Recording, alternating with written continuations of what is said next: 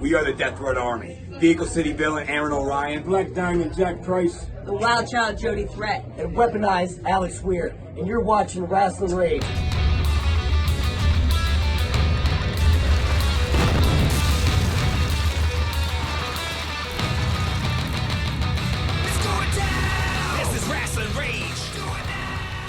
Hey everybody, it is Cody here from Rasslin Rage and Michigan Independent Weekly. Listen, if this is your first time here, please smash that red button. There it is over there. Smash the red button, make it gray, click the subscribe button, and right next door to that, there's a little bell. If you click that, that'll notify you when all the new content comes to the channel, just like this sweet interview I'm about to do with Everett Lee here. Mr. Everett Lee, my man, what is happening, dude? How you doing today? Pretty good. Just enjoying this warm, hot weather that we're starting to have now here in Daytona Beach, Florida. Hot, warm weather. See, I'm from Michigan, so I don't know a lot about hot, warm weather until it gets to about August. But no, that's awesome that you're doing that. Speaking of hot, warm weather, are you getting? I mean, I know we're under this stay-at-home type stuff here. First of all, what are you doing to keep yourself busy? One, and have you been getting outside in that nice warm weather you're talking about? Not much. I have not ventured out of the house in the last really? couple of weeks. Yeah, I mean, like getting away from the house. I've been out in the backyard. I've been out in the front yard. I just been doing that, just hanging around the house. I'd go outside, but venturing out today. Actually, I ventured out away from the house. It was like the third time in the last couple of weeks since my job put me on furlough, and I ran out to a friend's house to drop off a DVD, and then I was out for a little bit and I came back, and pretty much that's what I've done today, and then work on content for my podcast I'll be releasing later this week. So I've been nice. pretty much been doing that today since 6 o'clock this morning. I've noticed you've been cranking out some episodes, man. Let's see, I've been in this game for 2 years, roughly, and I haven't been releasing anything on a podcast network whatsoever, up until recently. Yeah. And I was only doing one show a week for a long period of time as far as Rasslin Rage was concerned, and I'm up to like 114 episodes of Rasslin Rage by itself. But dude, you're like at 180 something. That's crazy, man. And the Everett Lee show is not your first show, is it? No, it's so not. You've been in this game, what, 2012 you said? Since 2014 I've been doing it. Yeah. So 2014. So about 6 years you've been on this, man. How did you start out in podcasting first? It's an interesting story. About around 2014, I was not really doing anything except playing PlayStation 4, getting into playing Destiny. Destiny 1 just came out. Playing Grand Theft Auto 5, just having a good time doing that, and just working my graveyard shift job at the time, and just coming home, playing video games, watching wrestling, and just sitting there. And with a lot of like former talent that was one time big in WWE, for example, right. Steve Austin, Stone Cold Steve Austin. I was keeping up with him here and there, what he was doing. And then when he introduced and mentioned, I'm doing a podcast, it's like, what the hell is a podcast? So I looked into it. I found his show and I started listening to it with the interviews with Shawn Michaels, Kevin Nash, just to name a couple there. And I'm like, this is really good. And when I type in Google search podcast, all this stuff started coming up. I was like, wow, there's a lot of podcast. And I got to thinking, just listening to how him doing his podcast, I said to myself, I want to give this a try. I want to try this out because this is pretty good, because I have a lot to say about wrestling and different things on it. I mean, at the time I followed the dirt sheets. I don't follow them as closely like I used to, because I mean, you got to take it with a grain of salt with stuff that's reported, and so I started researching into podcasting. It's like, what do I need? It's like microphone and something to record. Okay. So hey, I got a rock band mic. Okay, this will work. Hey, got this Audacity. Okay, cool. I've was familiar with Audacity since I've been using that program since shoot 2004, 2005. Okay. I was surprised it's still around. So I did the research, looked into it at what I had at the time. I'm like, Mhm. okay, this will work. I'm going to go with it. So I mentioned to my nephew, I said, "I'm going to do a podcast." Same reaction. What the hell's a podcast? So I explained everything. He's like, yeah, I'll sit on you. What are you going to do? And I'm looking through and doing the research. I'm like, notes. Okay. So I wrote a whole thing out. I wrote out everything talking about wrestling, what was going on at the time, to video games, to movies, what was coming out. I wanted a variety of shows, just talk about something and just let people inform people, be informant too. So I went over to his house there and on, I think it was April 1st or April 2nd of 2014, I recorded my first episode. And then he said, you need a name for it. And I was like, okay, I need a name. What am I call it? I was like, Everett's Hangout. Yeah, you come and hang out and you listen to Everett talk about stuff. So that's pretty much how that happened right there. And then I uploaded on the SoundCloud, and I was a nervous wreck that first episode. Oh, yeah. So I was a nervous wreck. Right. So I after that I loved it. I was like, this is exciting. And then I started seeing people download and listen off of SoundCloud at the time. I'm like, yeah, this is great. So we started doing episodes, and I was doing it there for a while with my nephew. Then he quit doing it with me. He got preoccupied. He gets distracted easily. I think he has ADHD like myself. It's like Right. squirrel. So Squirrel! yeah, he took off. So I didn't know if I was going to continue this or not. So I made a choice that I'm going to stick it out here for a while. And I started getting on social media, started Facebook, sharing the episodes. People were like, oh, that's great, you're doing this. And then I got on Twitter. I had a Twitter account, which I started for when I first started writing. I was trying to get into being a creative writer. That didn't really work out too well. I think I published like a short novelty book that was like about almost 100 pages just to publish it, to see if I can do it. Self-published. It worked. Close friends, family bought a few copies. Didn't make much, but it was just, at least I could say on my bucket list, I wrote a book. Right. You did it. So yeah, I did it. So I was almost at the point where I'm just going to put out a few more episodes, and I think the same for me, man. I'm just not going to do it. And I started connecting with people on Twitter. I revamped my Twitter for my podcast. And then people started coming on and just following me. So I followed this one indie film director, Jack Thomas Smith. I followed him, and I said to my wife, I said, I'm pretty much done.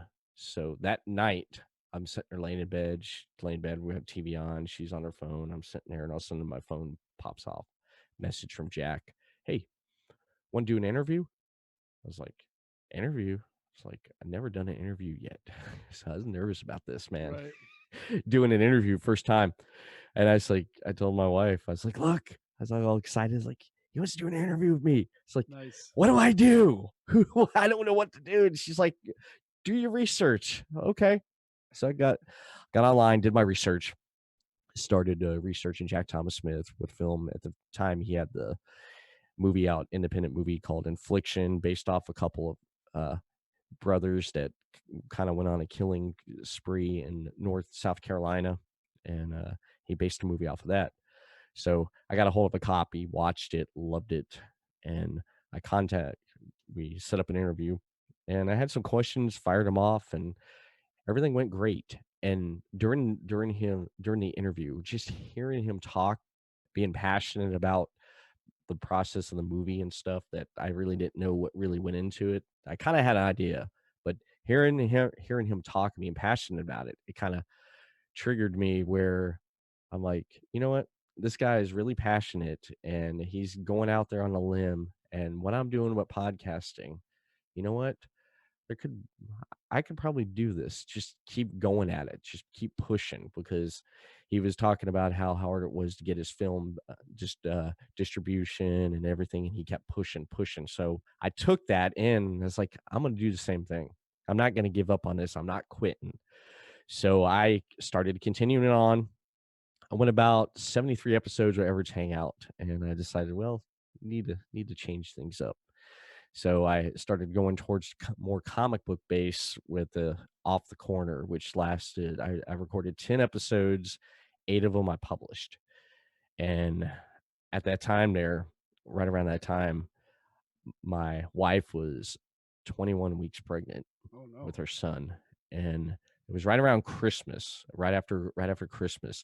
Her water broke at 21 weeks. So I took her to the hospital, and we were there in the hospital for New Year's Eve, New Year's Day, and my son didn't make it at 21 weeks. Oh, man. And New Year's Day, January 1st, 2016, my son passed away. That same day, my wife's mom, my mother-in-law, passed away on the same day, on January 1st. Wow. So with that right there, I went into a really dark place. I didn't do anything at the time. I was drinking heavily. I was out of work there for a while over grievance, and I just did not want to do anything. I just wanted to sit alone and with a bottle, and that's it. And I just finally, I just like snapped out of it, and I was like, I got to do something with myself. So I was like, I need to get back into podcasting. I need to occupy my time. And I started looking at everything I had. I was like, going to get rid of everything, scrap it down, rebuild it up, ground zero, brand new, fresh. Okay, what am I going to do for a name for this podcast now? New. This is the third time doing a podcast. So I looked at my name, my middle and last name, and I was like, there we go. Everett Lee. Everett Lee. So I took my middle name, last name, and flipped them. And I was like, Everett, I was sitting there thinking, Everett Lee Show. There you go. Okay. There we go. ELS Yeah. for short. And I was like, I got the idea of looking at the ECW. I was watching ECW pay-per-view. And then I was like, ECW. And it's like, ELS. I'm like, there we go. Everett Lee Show. So I revamped everything on March of 2016, put a thing out, revamped everything, and just started rolling with it. And just started doing interviews. I was like, got to find someplace to start. Do interviews and then talk about wrestling and interview independent filmmakers, because that's where I started at. Right. So let's just keep that going. That was good. And so I just started rolling with it. With my first episode, my first guest was Hilton Ariel Ruiz. He's an independent film director who directed Zombie with a Shotgun, and he finally took him forever to get that film done, but it's great if you check it out on Amazon Prime. And so I just started rolling with it. Episode 17, I met Chris Carnage, and with Chris Carnage, we hit it off just right away. It's just everything fit. And having him on the episode, I was doing segments where we're sitting there drinking beer, trying different beers out. It's like called it Draft Tuesday at the time, but now it's morphed into Draft Day. We do it at our local place where we hang out, and in DeLand, Florida, at City Limits Tap Room. We do Draft Day there. But That's awesome. just going through talking, just doing interviews and stuff, and having him being my on and off, and again, co-host, which worked out great. And my nephew came back for a while. I had people, and just doing it for as long as I've done it, just meeting and talking with a lot of people and talking with independent wrestlers, still talk to independent filmmakers. That's my roots. That will never change, because I still love hearing them talk about the process, what they go through for filmmaking, and independent wrestlers, listening to their stories, how they got to where they are. And I met some pretty amazing people out of doing this, man. I met I met only Robin. imagine. Yeah. I met Robin Nelson. I met him through doing this. I met JJ McGuire. He is responsible for a lot of the WWF themes back in the day. Mhm. I mean, just listen. He collaborated with Jimmy Hart. Got to meet with him. Became really good friends with him. Patricia Summerlin, who was one of the original Glow Girls from the Yep. Gorgeous Ladies of Wrestling. She was Sunny, Awesome. the California Girl. Got to meet her, and you get to talk with different people on where they've been and stuff. I mean, at 100, when I was getting to episode 100, I was still doing a variety thing, and then after 100, I said, you know what, I'm just going to stick to interviews. That's what I'm going to do. I because I enjoy that more. So I Interviews are resetted my. fun. Yeah, they are, because you never know what you're going to get and hear the conversation. Right. So I remember I sat down with I don't know if you're familiar with D-Ray 3000, Frogun. He was in TNA years ago, and I sat down with him, and he's actually from Detroit. Man, just sitting down and talking with somebody that you had never interviewed, you find out so many things that you never even would have known. Like, he was trained by Sika, and Sika is Roman's granddaddy, yeah, if I'm not yeah, mistaken. And D-Ray starts telling stories about when he was training down there and watching Roman and the Usos play football and yeah. taking photos for them and stuff like that. So it's just stuff like that. That's awesome when you hear that stuff. I love that stuff. It is. It is. It's amazing to hear these stories, and you kind of build a relationship too with the guests that you have on, and Mm-hmm. it's like you build that relationship, friendship.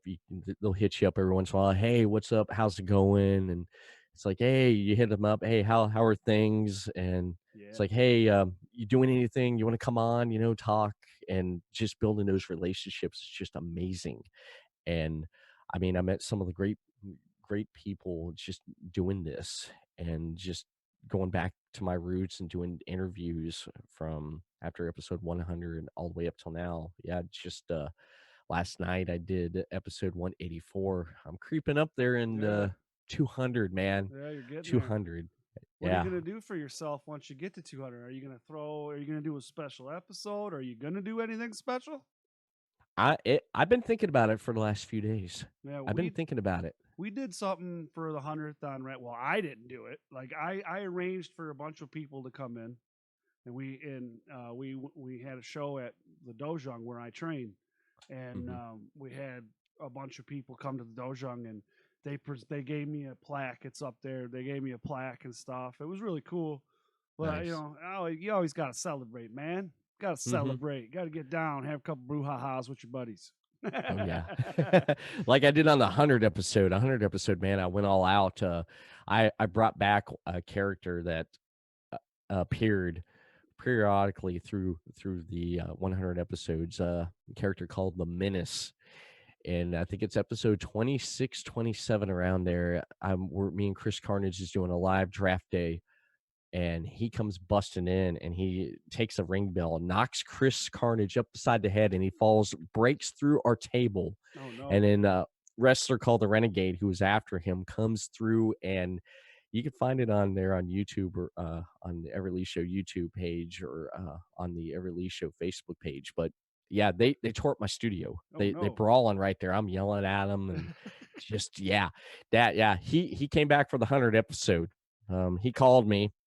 He said he had a gift for me, and I answered the door, and you can see on the 100 episode the opening of it. I answered the door, and I get a ring bell beside my head. Oh So no. yeah, he gets me, and I may on the 200 episode. I don't know. I may pay him a visit. There you I go. may, That'd be cool. There you yeah, go. I may do I'm that. gonna give some big guy a call and take him out for you, right? Yeah, yeah. So 6 years, dude.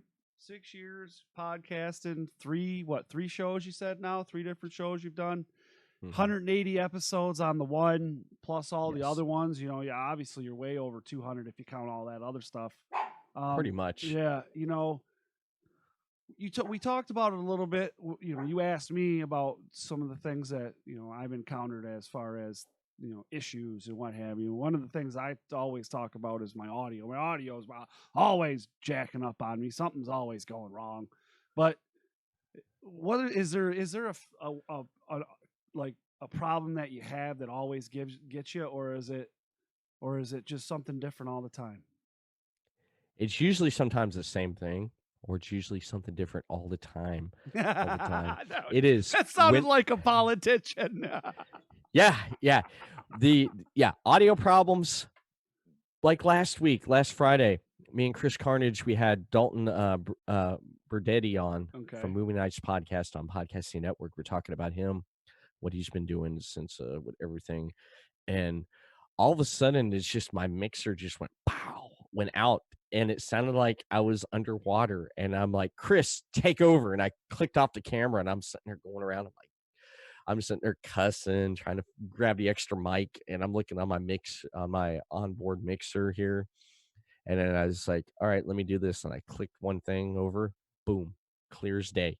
Went back, listened to the episode. Yeah, I had to go through and edit it and then re-upload it onto the Podcasting Network YouTube channel.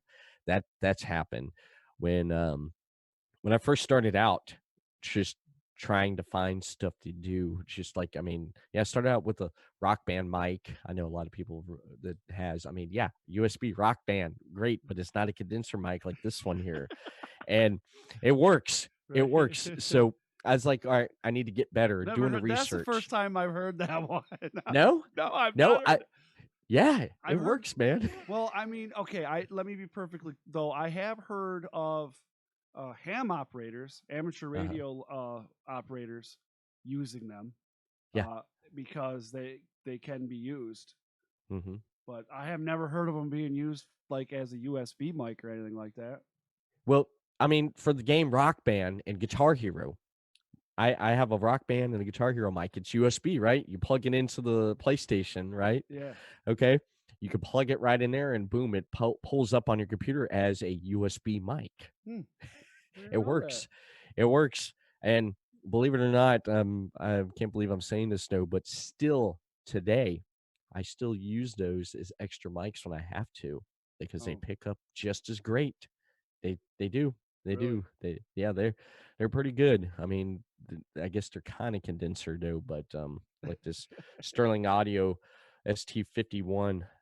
This thing, I've had this since 2014. My mixer, I've had that since 2014.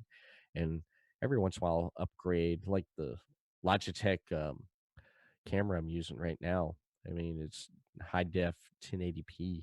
I was lucky to find that, come upon that there. And my computer, it took me about 2-3 years to actually build it up from scratch. I got a Nvidia 950 graphics card in there, and it just building stuff up. Last year I had to invest in a external hard drive, a 4 terabyte external hard drive. Tax time came. Wife's like, we're going to do this and that. And I was like, I'm buying a hard drive. Yeah. You probably Because got so much content that you have to Yeah. have one, man. Yeah, I got a whole library. I do. Yeah. I got a whole library of content. I got I got 5, 6 almost. Well, a lot of my old stuff I lost. After I canceled SoundCloud. I pulled off all the good stuff, like interviews. Yeah, I yeah. still have those, but a lot of the other stuff I lost. It's no more. Oh man. All the old stuff, and some of the old stuff I still have, but like Everett Lee show stuff, episode 1 all the way up, I have that on my computer. I had to transfer everything. My backup hard drive, a terabyte hard drive. It took me 3 years to fill up. I had to put that over to the external. When I took all my video and audio content, Cody, and transferred it over to the external hard drive, Yeah. the estimated time said 6 hours. Yeah. I did it like at 10 o'clock at night. I said, you know what? I'm not gonna sit here and just No. Hell like no. looking like I'm like trying to look at Windows 98 load. Yeah, no kidding, dude. Yeah, you'd be I there would- all day. Yeah, I went to bed. Woke up next morning. It was done. I was like, thank God. Right. I do that. I'll edit a podcast and then just leave it overnight Right. and wake up next morning ready to go. Just upload it. Right. Now, I was you interviewed Harley, right? Haley? Yeah. All right. Harley. Yes, I had to make sure I Harley said Fairfax. that. Yeah, Harley. And I was in the chat for that one, and the chat was getting crazy. Yeah. There was a lot of people in the chat last night. Good stuff. Robin was in there. I know I've never met Robin. I do know him because we have some mutual friends from down there in Ohio. Yeah. Cody Hawk and those guys have been up here a few times wrestling up here for Blue Water Championship Wrestling. Good guys, awesome dudes, by the way. But you do something a little different than what I do. You are doing live interviews through Facebook and other social media platforms, and then once that's done, that stays there, and then you take you also must record the audio and then take an audio version and put that up onto podcast networks or whatever it is that you do. Uh, how did you start out doing it that way instead of just do it like how I do in recording? I just looking at what works for me. We all do different ways. What Right. works for us. That's easy for us, and just doing the live interviews. You catch that, like doing on Facebook Live when they first introduced Facebook Live back in 2016. Everyone had their phones like, "Hey, I'm on Facebook Live. Hey, I'm at Facebook Live." And I sat there and I said, "I'm probably gonna get a lot of flack for this though, but I'm looking at all these people like recording herself on Facebook Live." I said, "How come no one's not doing a live show on Facebook Live?" So Right. looked into open broadcast software, and I was like, this will probably be good. I was like, I'll blow my friends and family's mind because they know I'm doing a podcast. It's like it pops up there. It's on Facebook Live. That at the time they're like, oh wow. So during the mid 2016 there, I started researching that stuff, and it was just starting out. So I created, I had my Everett Lee show page and doing the research and everything. When I do research sometimes on stuff, I spend hours in front of the computer and Amen to just that. research because I want to know so much. How you do it this way, how you do it that way, what works, what doesn't work, don't do this, etc. I get really into my research when I do stuff, and I found out how to do it. So I had my computer at the time. I'm like, this is gonna work. So I actually got it down, and just people just coming in using a platform. I did at one point do YouTube, but it's just for me, the results didn't come back like I wanted to. So Mm. I give it a try. If it works for me, it works. If it don't, I abandon it. Facebook Live works because you have friends of friends of friends. It's like, hey, look at this, look at this. So they all come together. And after I record an episode, yeah, I put it on there. There's a lot of people who like to go after their video content on YouTube. So I upload the episode up on Podcasting Network YouTube channel. I upload it there, and then I upload the audio version if you want to listen to it on the go on Podbeam. I had what was it last year, a few years ago, I had Lipson. Lipson was great. And then come to find out, someone's like, I'm using Podbeam. How much you pay for yours a month? I pay like this much a month for this many megabytes because I was getting gypped. You only allowed 3 episodes a month, and Oh then wow. no storage space. I mean, limited storage space, what I can get. And they're like, dude, you're getting jacked. Someone's like, dude, you're getting jacked. It's like, go to Podbeam, check them out. So I went there and I looked and see what they had to offer, and I liked what they had. So it worked for me. Right. So I went with it. But having the video version up on Podcasting Network is just great. And how how that happened, like with you mentioned Podcast Network, I didn't.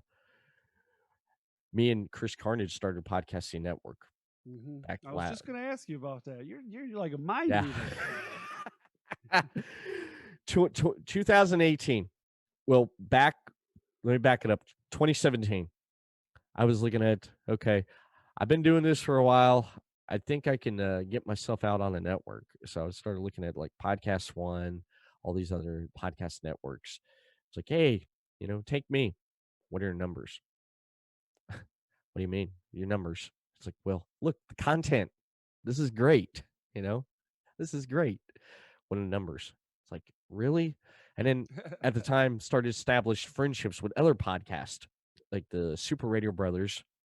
I met them at the Daytona Beach Comic Book Convention, and I told them they were like really open and really cool, so we became really good friends. And they hosted that every year. Rich, Mark, and Ben. Then the Imaginarium with Scott and Todd. I knew Todd Storich. I had him on my previous podcast talking about horror movies and stuff, and I kept a good relationship with him. So him and Scott Colbert, who's a published author, you can find all his books he's written on Amazon. They're doing a podcast, 2 shows there. So I'm talking to Chris. I said, you know what, man? I was like, forget these big networks. I said, let's start our own network and give shows like us a chance. Give them a platform to show that, hey, we're good as these shows on the network, on big networks with content. We can do the same content and probably even better. A little bit I ego like that. there. Yeah, so we went ahead and we came up with a name, and we got things together. They were the first 2 shows we asked, and they said yes, because we explained what we wanted to do in a vision, and they said yes. So there are 2 veteran shows. And then as time went on, Noah and Robin asked Wrestle Popcast, yes. David C. Wrestle, yes. And we asked other shows along the way. We had some shows that join, and then creative differences happens. So yeah, I know that. shows part. So we parted ways.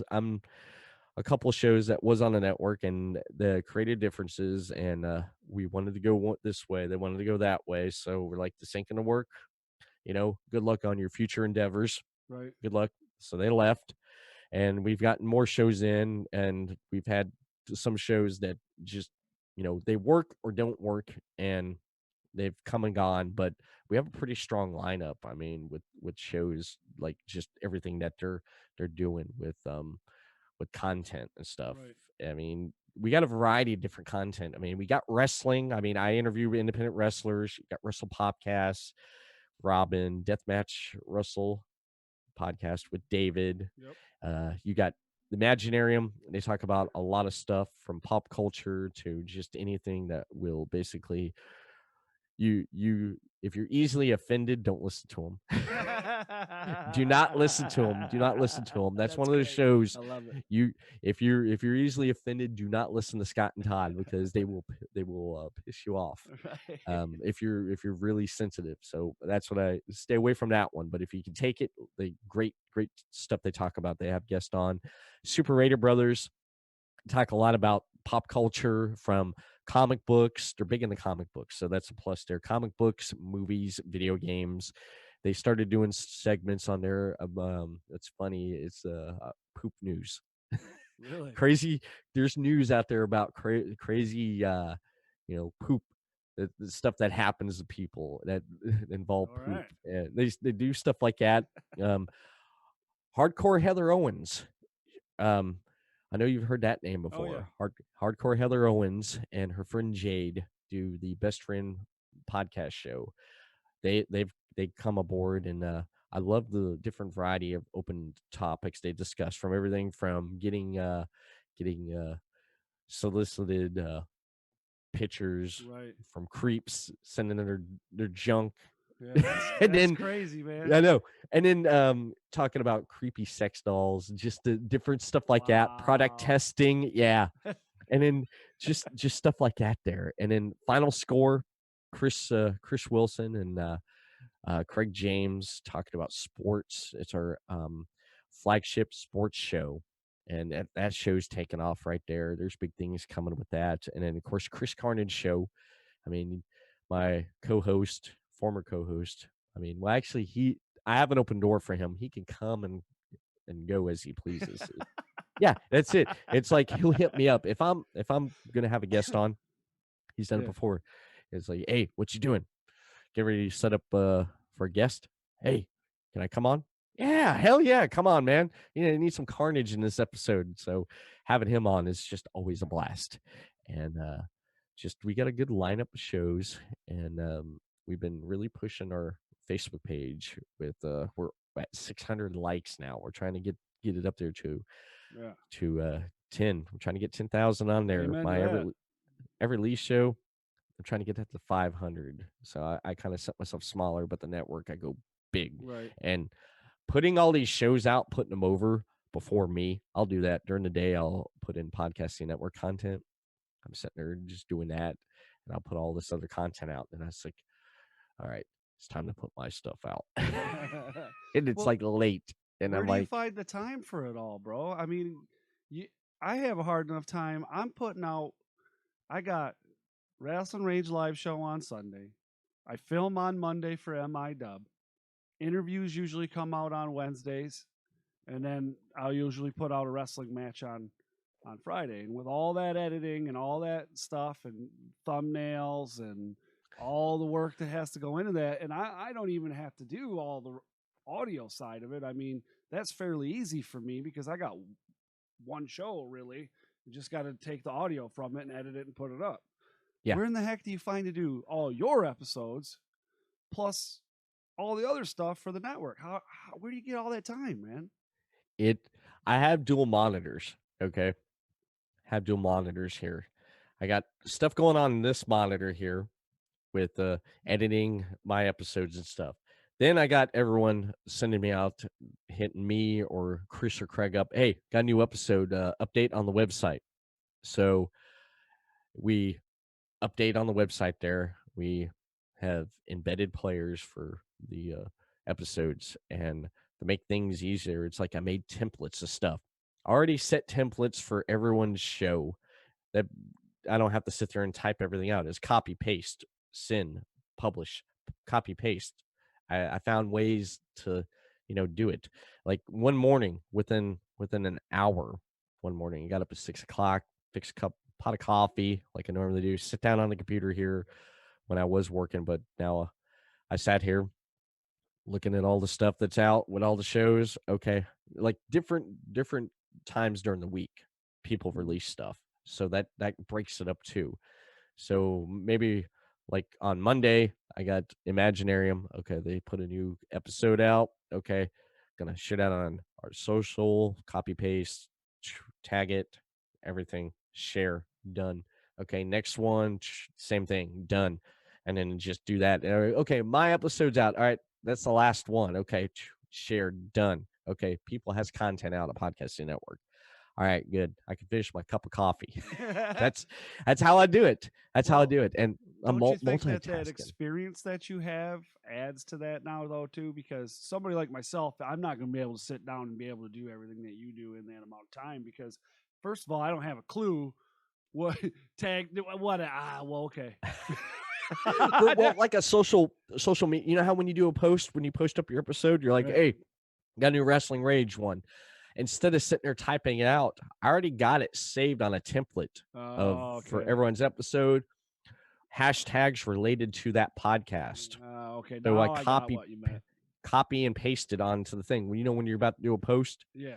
I already have it like on this. Say like on this monitor, I got Facebook up, and I got on tabs. I got Facebook, Twitter, and then I have the template there. I pull that up, copy, paste, publish. Hit post. Boom, there it is with the link and where to listen, download the episode. Gotcha. And that makes it easier there. Instead of, because I'm like, this is taking too long. I'm typing out everything. I'm like, this sucks, man. I feel like a damn secretary. And I said to myself, I got to make this a lot easier. So I have pre-made templates. The only thing I have to type in is the episode number and the guest, and tag the show and the host, the guest, and the episode, and then that's it. I tweet it out, post it on Facebook, and that's pretty much it. And then on top of that, yeah, I got a 3-year-old daughter, my miracle child. She was born like right after a few months. It was right after everything that happened in 2016. Come to find out, like around about the same time when with our son, come to find out my wife's like, I'm pregnant. Like, no. Yeah, I'm pregnant now. So yeah, she took test. I couldn't believe it. I was like, take a test. You ever seen Knocked Up? Yeah. Knocked Up. Yeah, that's what my wife was doing. She's like, it's positive. It's positive. I'm like, it can't be. I was like, really? It's like, yeah, I'm pregnant. No.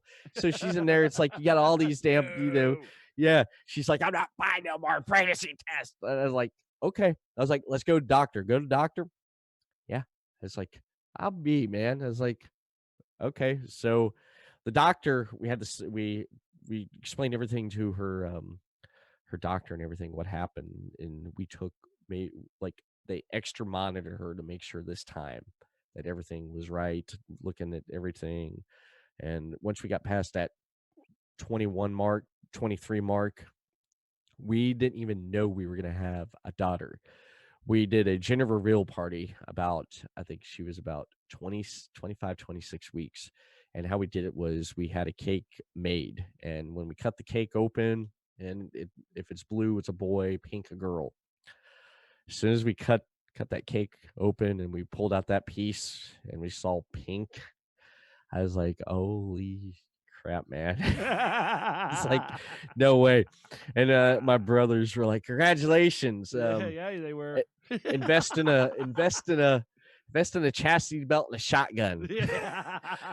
The day she was born, she came early. She came a week early before what we planned. And I remember coming back to the house. I didn't even get a room finished. I was working during the day, getting a room finished and staying the night at the hospital with my wife and my daughter at night. And I remember taking the elevator up one day. I'm sitting there and I had like the thing on that said, I'm a father. The guy sitting there looking at me and he's like, newborn? I was like, yeah, congratulations. I was like, thank you. Boy, girl. Girl? Fist shotgun, son. Have a good day. And walked out to the elevator. But the funny thing is, when I go back and play my episodes, I do go back and play and watch my episodes. I kind of critique myself. You have to.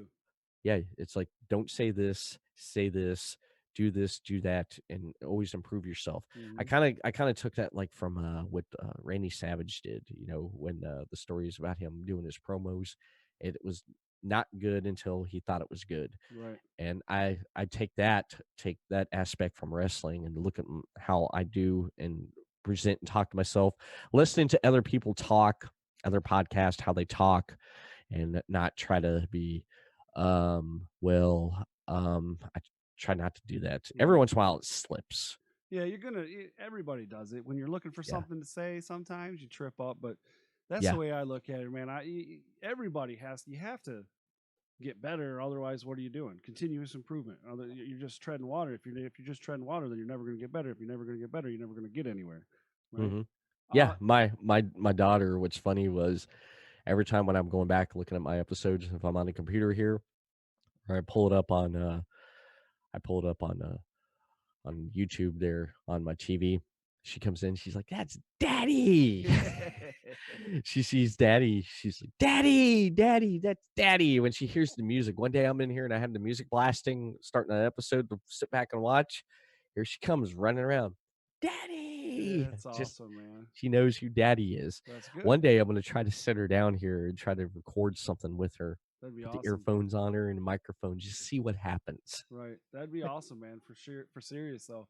Now, you we haven't even talked about wrestling really, man. We talked about podcasting, dude. You know what I'm saying?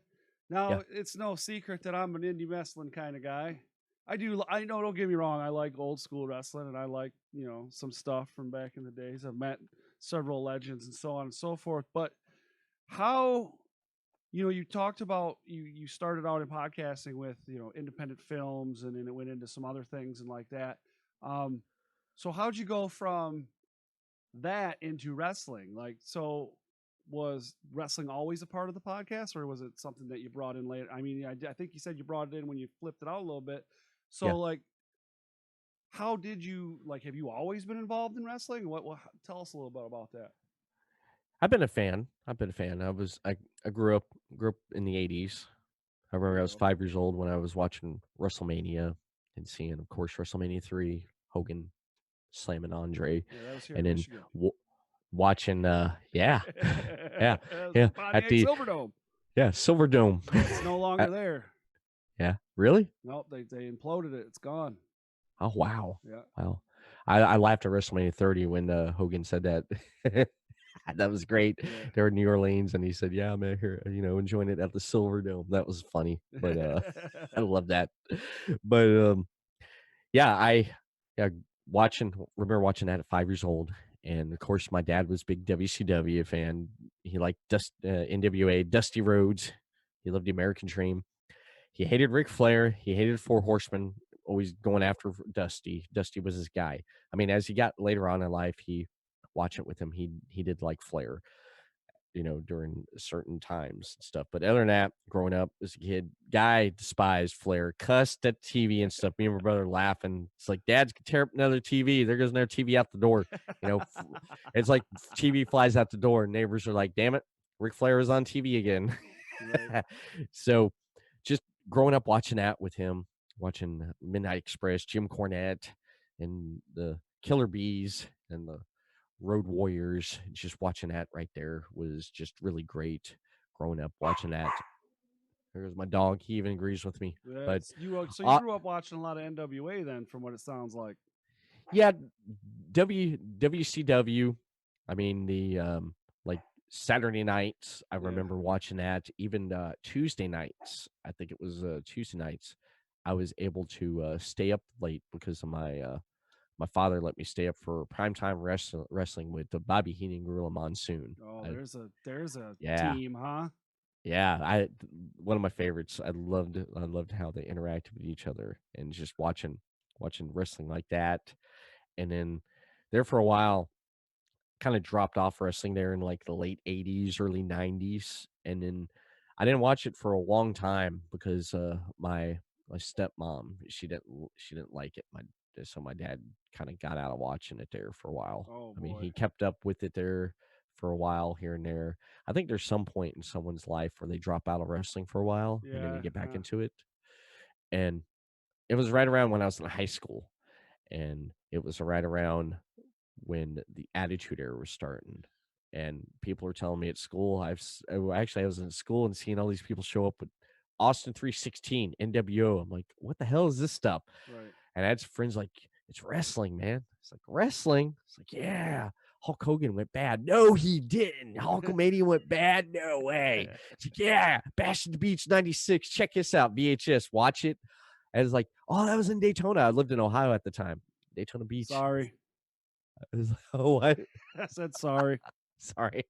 So I got thrown back into it with watching WCW again.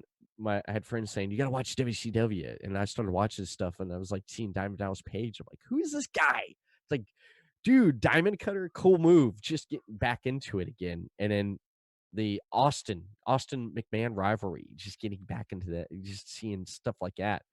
Right. So I became a fan of that there. And I watched that for a few years, just, after the Attitude Era, Ruthless Aggression Era. I watched WCW fall. And unfortunately. I did all that, just watching all that there. And then it was around 2007, 2008, I dropped off. I didn't watch no wrestling there up until late 2013, when after me and my wife got her house, and come to find out, when she bought cable and was like, I want cable in the house. Okay, you want cable? Go ahead. I want to watch my shows. All right, go ahead. DVR box. Hey, we had DVR box? Yeah.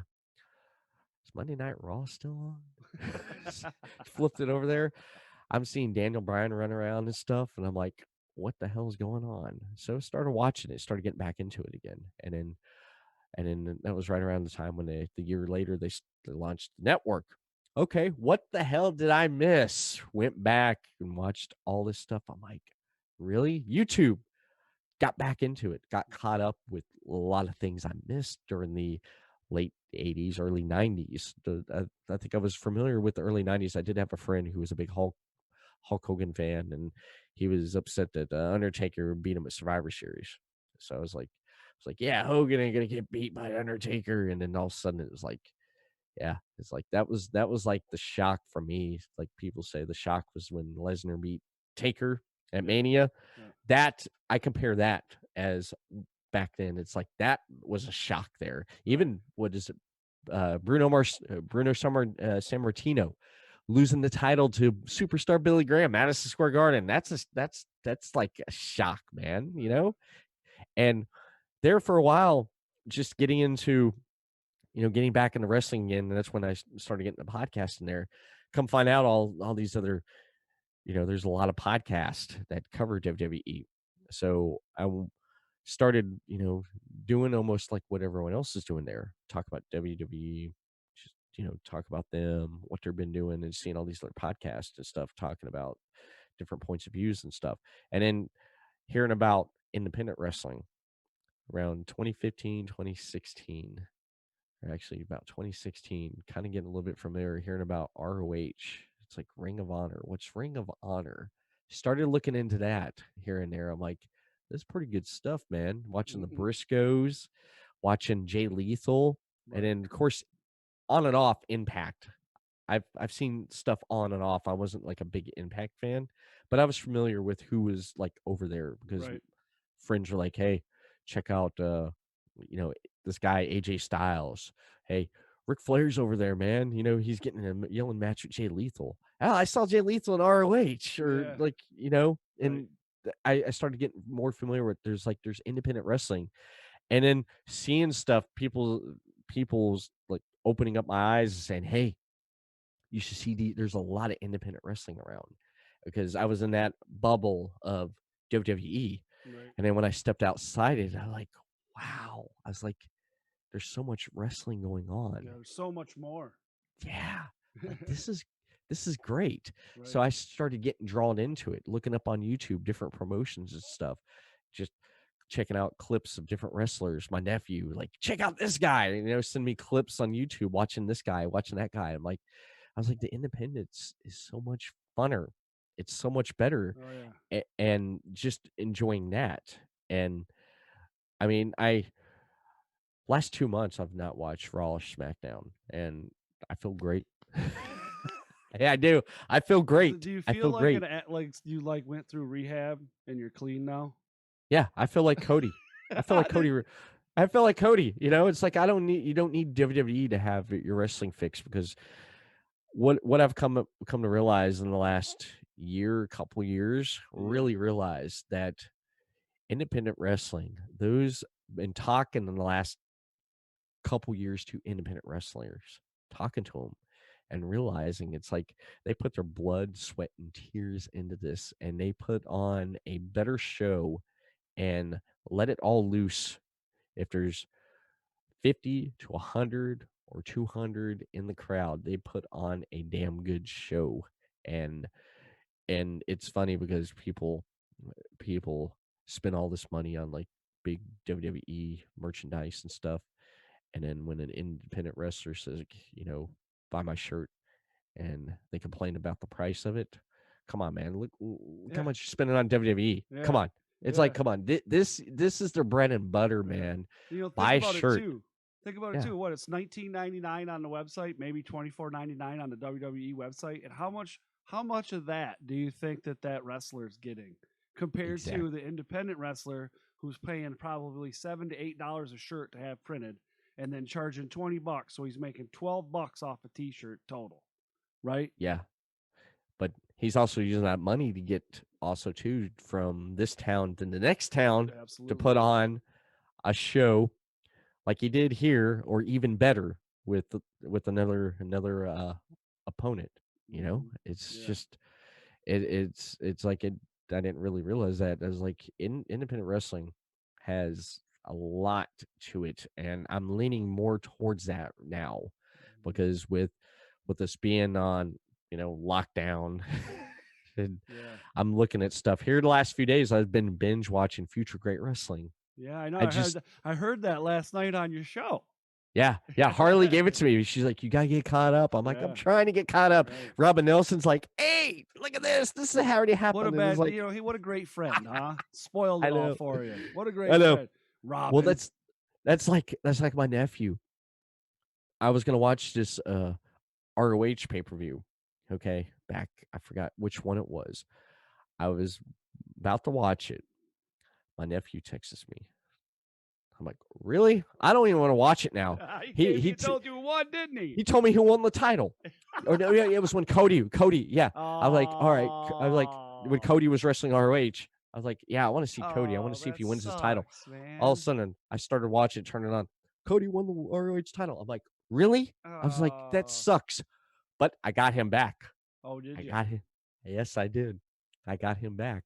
He was excited about was it NXT Finn Balor going up. I think it was Kevin Owens, and in that ladder match they had for the when Balor won his first championship there. Gotcha. He was like, oh, I can't wait to see that. I'm like, oh, okay. Mental note. So I'm watching at night. He's at work. So when he won the title, I texted him. I was like, Finn Balor won the NXT championship. I didn't hear nothing from him for like 3 days. There you go. I hate that crap when people do that to me, man. I hate it. Yeah. He ruined True Blood. Mm. Tried to get me in True Blood. And I watched the first season with him.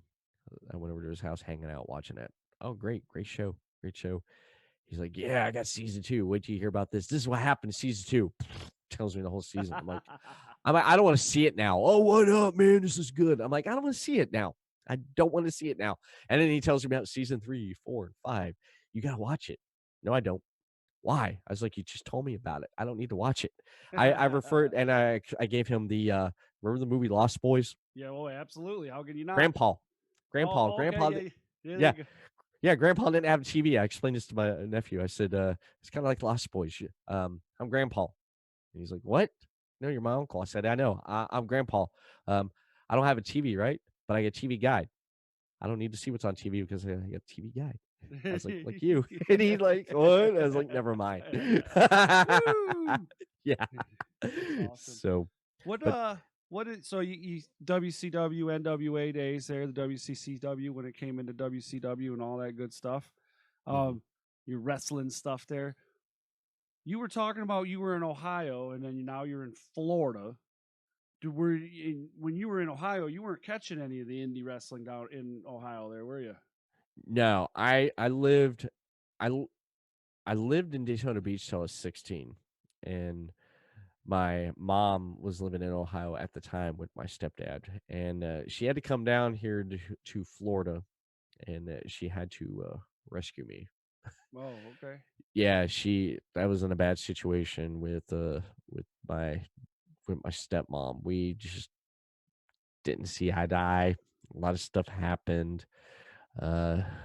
She threw me in juvie. Oh. And then my mom got the call from my brother and said, yeah, he's got thrown in juvie. So my brother said, you need to get him out of there. You need to get him out of there. He's 9 years is enough of this. So she came down and she told my dad, I'm taking him. My dad was like, you ain't taking him. And he's like, yeah, I am. He's like, where do you want to go? I was like, I'm going with Mom. I was like, I had enough. So 1995, moved to Ohio, finished high school, graduated in 98, moved out of Ohio in 1999. It was September 1999. I left and I moved to Tennessee. My dad moved back to his home in Tennessee. He divorced my stepmom. He just divorced her. She left and he was struggling. So I was about 21 at the time, or just about turned 21. And I told my mom, I said, I'm going to go down to Tennessee. I'm going to help out Dad. I was like, Dad needs some help. So I'm going to go down there and help him out. And she's like, you do whatever you want to do. So packed up, moved down to Tennessee in September 1999.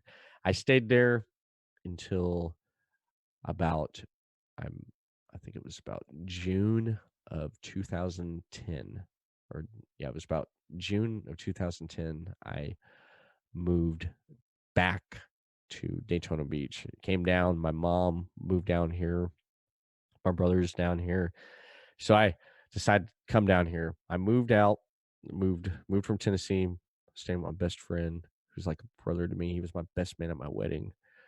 So I moved out, moved back down here, and I was down here for about a month. And I was like, you know what? I'm going to go back to Tennessee. I was this close of leaving, and pretty much I met my wife. So Now you're that here. didn't happen. Right. Yeah. Yeah. So it's like, I might as well just stay. So I met my wife. Uh, I wouldn't have thought of that. And pretty much that's what made me stay here. But yeah, when I was in Ohio at the time, I mean, I didn't know about, what was up there. We were coming out, finding out about, Right. Future Great Wrestling, Battle on the Border Wrestling, just to name a couple I know off the top of my head there in Ohio. I was like, wow, I Yeah. wish I knew about this when I Oh lived yeah. there. Well, even But before Future Great, Cody was running a few other ones. Cody Hawk was, and there's, I mean, they talk about there was some talk about Moxley last night and stuff like that. But what was it? Heartland Wrestling Association, right there out of Ohio. And there's been so many so many stars came out of Heartland that it's insane. But yeah, there's a lot of wrestling now. Currently, you're in Florida. You say you're close to Daytona Beach.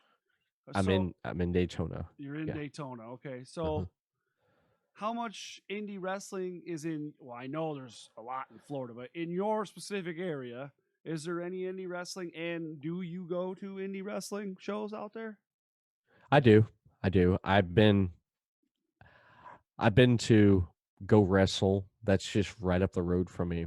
It used to be like not even 5 minutes from me. I could like walk out my house and go right down like 2 blocks down, and there was Go Wrestle there. I Mm-hmm. went to a few of those shows. That's I believe it's run by Kyle Blizzard, and I got to see some people like Rob Terry. I got to see him there. Rob Okay. Terry, he was on Impact before. Rob, they called him Rob the Freak Terry. You know what I'm Okay. talking Yep. about? I got to see him there. I got to see who is it from Evolved Wrestling? She's in Evolved Wrestling right now. Brandy Lauren.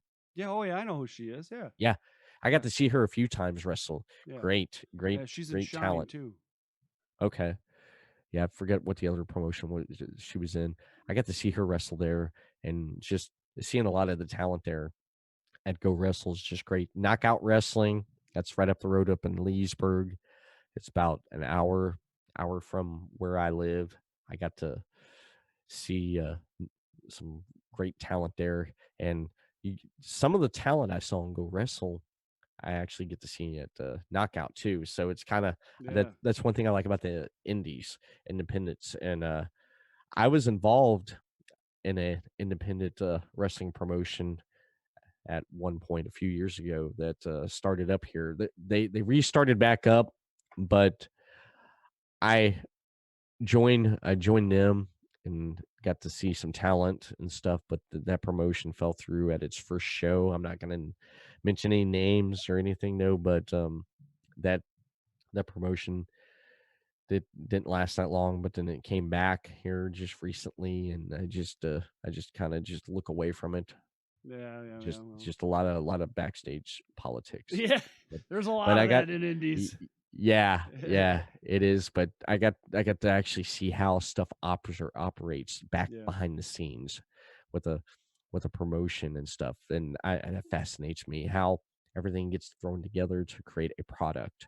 I love like how the gears. It's like taking apart a machine and just seeing how the gears work. That fascinates me. Just Yeah. seeing how everything falls into piece like a puzzle to create something. Did you get to tear or set up the ring or tear it down? No, What? no, I didn't. I didn't get to do that because by the time I got there, the ring was already set up. Oh, you Yeah, gotta get yeah. there earlier, man. Well, hey, be I'm green. I'm There you green. go. Right. I Right. still consider myself green. Yeah. We're all. I'm green Yeah. too because I'm not officially trained or anything like that. But Hmm. so going forward, you guys got your own network now. You have your own show. You're collaborating with a lot of other podcasters, including myself. You got a lot of stuff going on. You have? Everybody should have goals, right? We should all have goals because if we don't have goals, what do we strive? What do we cheat? What are we striving for? We got Right. to get somewhere, right? Yeah. Does Everett Lee have goals for Everett Lee and podcast, or is it Everett Lee has goals for everything? And give us one of your goals if you could. one of my goals is to it. It's funny because when people ask me how long I've been doing this Mm-hmm. and the amount of time I've been doing it, and people ask me, they say, "Oh, you must be making something out of this." Actually, I've not made 1 cent out of doing anything in the last 5 years because I've been so passionate. I'm like a starving artist almost. I'm so passionate about getting the content out there.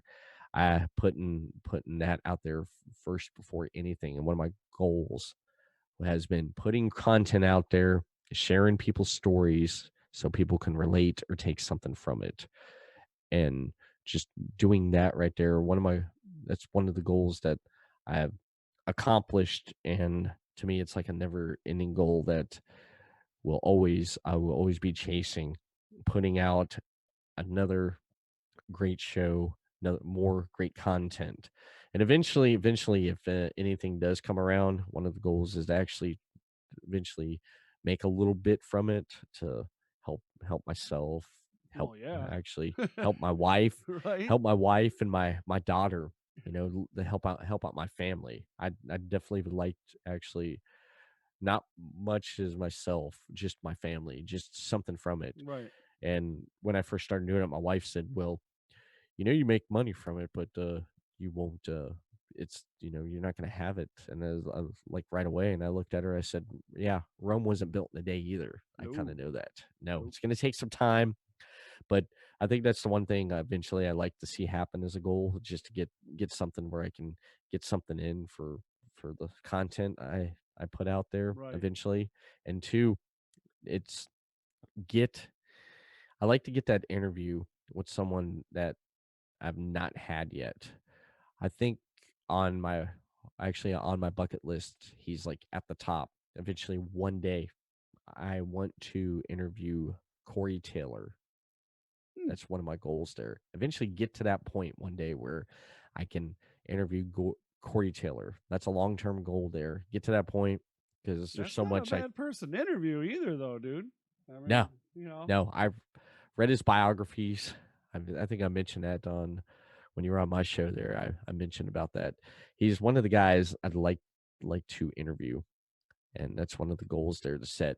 And just another goal is to build podcasting network and acquire more shows and more content, give exposure, give that podcast that has a good following, and put put them out there and say, "Hey, check out this guy or check out these guys. Look what they're doing, man. They're putting out great content.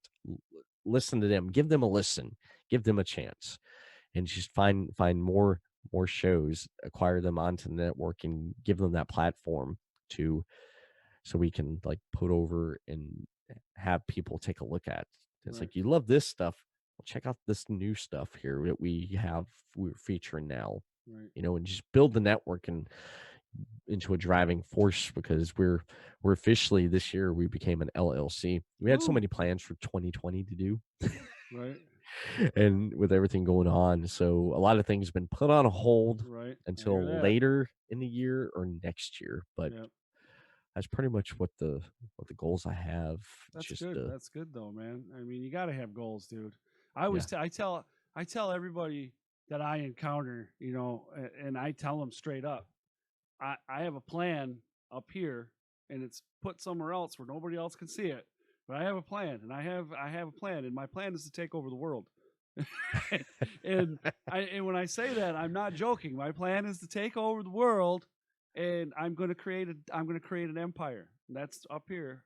It's all there, and it's. But I'm not telling everybody the plan because y'all don't need to know. All right, but anyway, uh, so that's awesome, dude. Now, you want to throw out some social media? I know you got like 900 things to go. You got like a list, dude. And dude, make sure you send that to me so so I can put that all down there in the description. So he's gonna talk about it, and then it's gonna take me 2 hours just to put it down in the description. But I definitely will do it. And listen, guys, I'm gonna put the links down there so you can just click them and go right to it. I'm sure he's got Facebook and all. I know he's got Facebook, but he's going to tell you it all. I'm going to put it down there. You click it, you follow, you subscribe, you click the bell, do all the good stuff that you need to do for Mr. Everett Lee here, right here. So go ahead, give him all that good stuff, my man. All right. Start with myself here. Actually, no, let's start with Podcast City Network. There you go. Put him over. Podcast City Network. You can find my show and the shows I mentioned on this interview at podcastcity.net. Follow them on Facebook, Podcast City Network, and send them a tweet over on Twitter at podcastcitynet. And then subscribe to their YouTube channel for video podcast over on YouTube, Podcast City Network, and Twitch. Follow and subscribe there on twitch.tv/Podcast City Network. Everett Lee. I'm on Facebook. So Everett Lee Show. Follow that. Click that thumbs up. Get me to 500 likes, please. And then Twitter.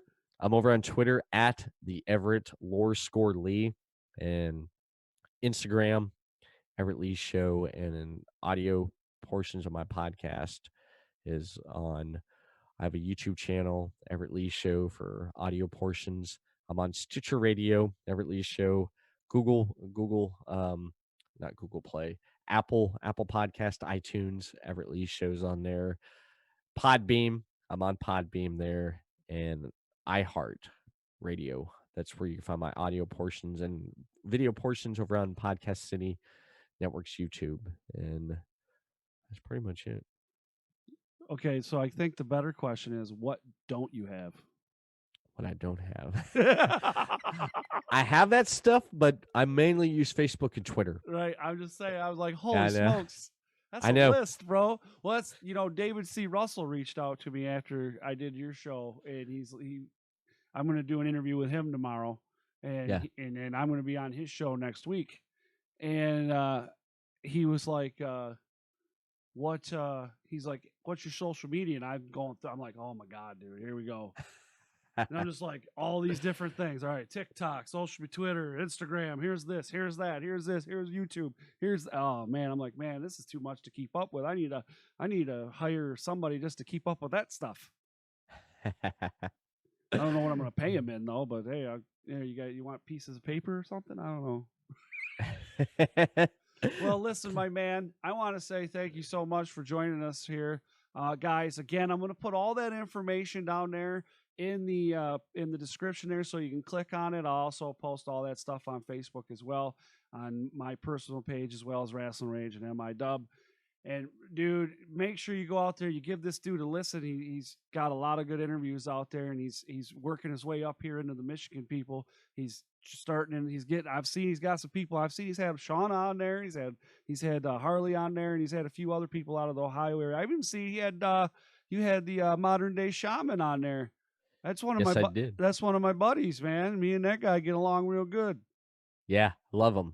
I had him and Solomon Stone on at the same time, the Gold Rush. Those are both good guys there. Both good guys. Yeah. All right, man. Well, thank you so much, and have yourself a great night. You too. Thank you. Check it out. It's r2youtube.com. That's R2 youtube.com, and tell them Velvet sent you. Oh, yeah.